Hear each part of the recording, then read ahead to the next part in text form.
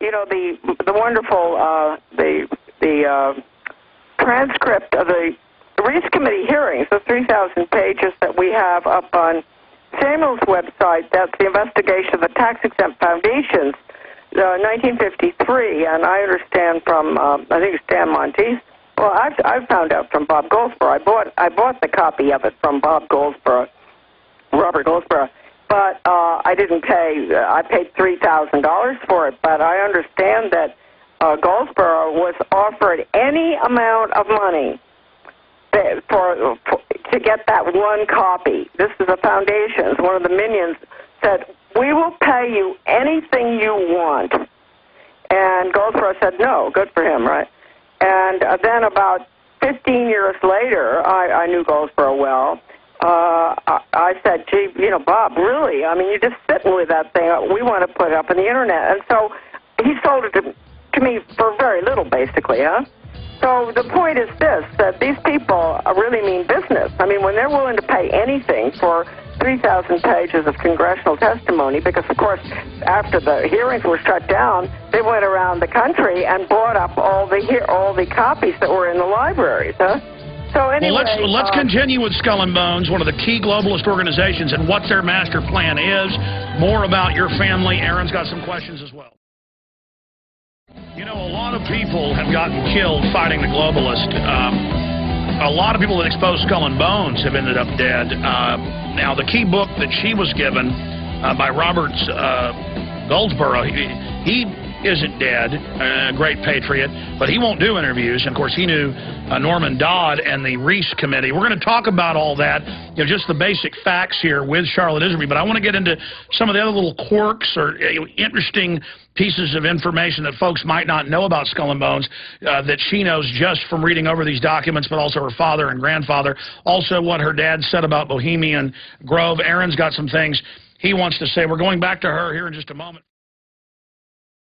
Okay, Charlotte, let's move quick now. You're very gracious to be joining us here. You were getting into what Antony Sutton had discovered, what Skull and Bones is, what their master plan is, how they build up the Muslim enemy that they really secretly control from the top. The low levels don't know it. They create the Nazi threat by funding it. They create the Soviet, which is on record now.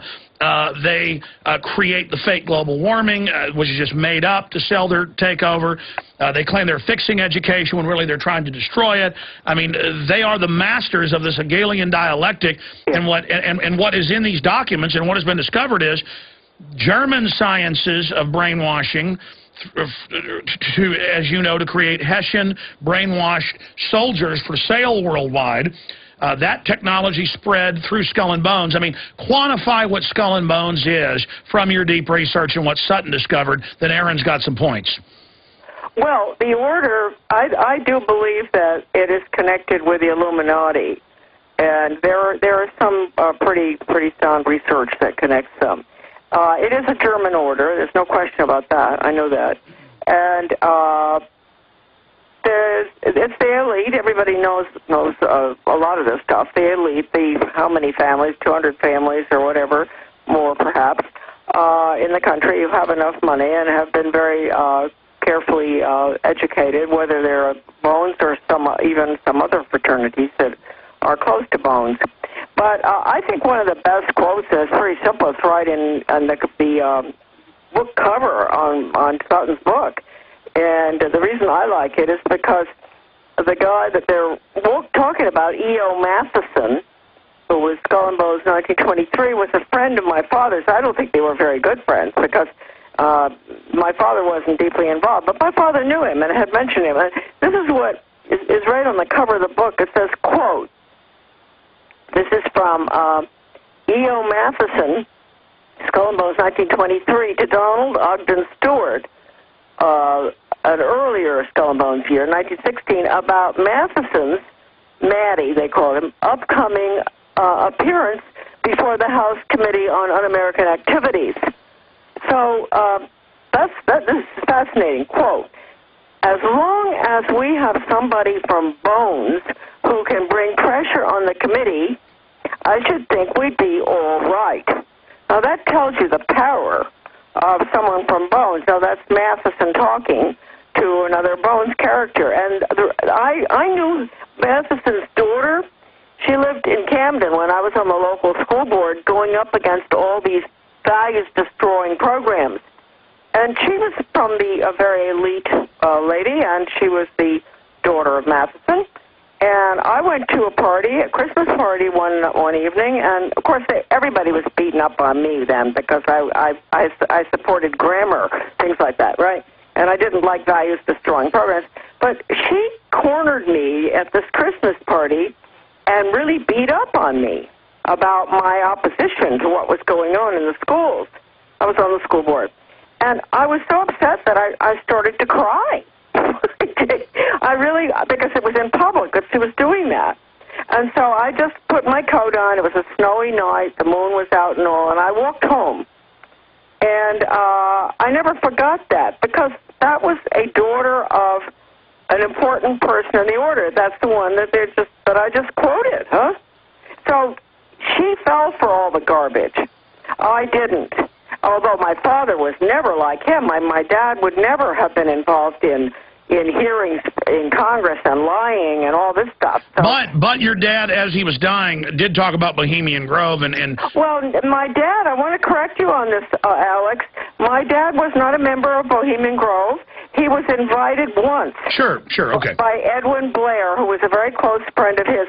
I think, they were roommates, but very close. Sure, sorry, I got confused by that. But, I mean, to be specific, your dad did say that he didn't like it. He went because he was invited. He went and spent 10 days or something out there, and he came home, and he said it was very lush, very elegant, very interesting lectures and all, but he would never go back.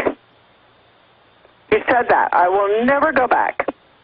So that was dead. Now, I can defend my father. I cannot really defend my grandfather that much, although I loved him, and he was a mining engineer. And he was very prominent, and he was probably one of the top in the world in the late 1890s. Wasn't Harding a mining engineer, too? What's that? Harding, President Harding. I don't know. But I mean, I mean, to be specific here, though, Charlotte, I'm not saying your dad was a bad guy. He was a great guy, obviously, and through his daughter, this information comes to us as well. I just... Going back into memory, I remember you saying that your dad said, basically that he disagreed with it all now and that he didn't like it. What he said, he really didn't say that. He never got that close to what it all was. He said to me a week before he died, because I was really on my white horse. My horse very dirty now, huh? But I was on my white horse from 1970 to right now, and he knew what I was doing. And he said before he died, Char, if I had more time, I'd help you. And so, yeah, I think that he was a mayor of 3 towns on Long Island and in New Jersey. He was an Episcopalian. He went to church. He was a good Christian, all that. Now, my grandfather was a Mason. My grandfather came from Pennsylvania. He was the one that I do believe, please, Grandpa, forgive me. He's the one who was very close to the Fabians in South Africa. He was out there. He opened up the gold mines in the late 1880s in Johannesburg. And I had a picture of him with Sir A. Bailey. I can't find that picture. I don't know where it is. But anyway, Grandpa... So that's the Cecil Rhodes connection right there. Absolutely. So Grandpa really was involved, I think.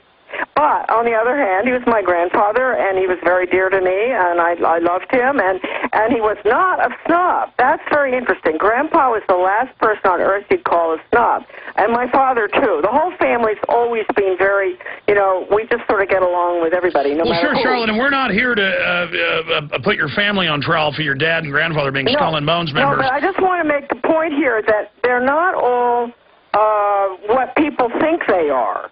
It's really interesting. I mean, I knew my father's best friends. They were all in his wedding. When the Skull and Bones guy gets married, all the ushers are the members of Skull and Bones in that class. And then from that time on, you see them all the time. They were visiting the house. They were my parents' best friends and their wives. Huh? And you never would have known what the basic, what their goals were. There was one who I remember in particular. my sister's father, godfather, huh? And very nice. And he, believe it or not, was the founder of the Hemlock Society, which pushes suicide. Did you hear me? Well, yeah. I mean, this sort of thing really did surprise me. You know. Well, I mean, let's talk about what it is, because from Sutton's research, the info we've got, it is certainly a death cult, a Germanic death cult, and its mainline books have now been written. Clearly, you've got the Illuminati going on in Germany at the time. It's founded 1832, German money, British money, the skull and bone symbol worn on the Nazi caps. Specifically, though, what is the end game goal from what you've researched and what you know? I mean, what is Skull and Bones? What are they after? Well, you know, I think, you know, half of them or 2/3 of them are just little boys. You know, they think they're playing little boys' games, right? 1/3 of them mean big business, huh? I mean, one of my father's roommates, who I really liked very well, his name was Charles Spofford, and he was a very fine man, and I have nothing but good things to say about him. But when I was in the State Department in the late 50s in Middle Eastern affairs, all of a sudden I was in the elevator when the Suez Canal was blowing up, or something was going on. Something was always going on out there. But anyway, on the elevator is Chuck Spofford.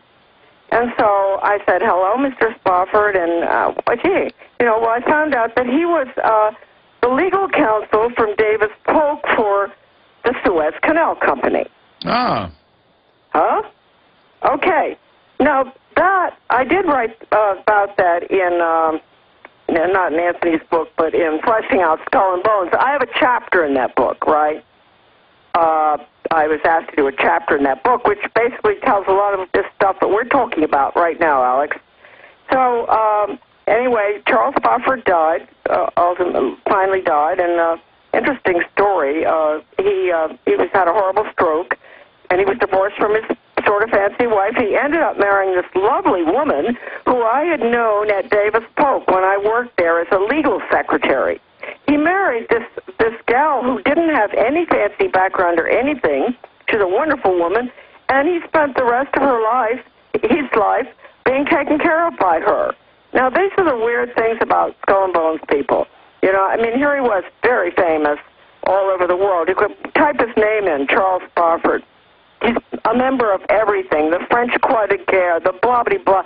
You know what my father said about him once? Oh, yes. He did. This is funny. At the dining room table once, my dad, he sat back, I guess he maybe had a few drinks, and he had a cigar, and he was talking about, you know, he said, boy, it's really interesting how Chuck got that promotion. And I said, what are you talking about? And he said, well, you know, Chuck Spofford, the one I'm talking about now, he said, when he was just a private or something, or a lieutenant in World War II in Europe, but after he got promoted to being the undersecretary for NATO or something, and Dad said, you know, it's really interesting how some people can rise to the top. Yeah, he was making a joke. Charlotte, we're almost out of time. All of this is intriguing information. Aaron, you've got comments about Skull and Bones. Just a little bit about Averell Harriman, who was one of the major players in the 20th century.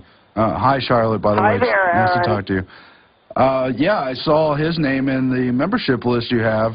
He has a bio maybe 2/3 of a page long, and his public bio just shows how much he was involved with Russian diplomacy. It's on record that he knew Stalin more than any other person not from Russia. And then you read Tarpley and you read Sutton and these other authors about how much he and Prescott Bush at Brown Brothers Harriman were involved in setting up the Soviet Union. Oh, absolutely, yes. Harriman is such an important one, and well, you know, it's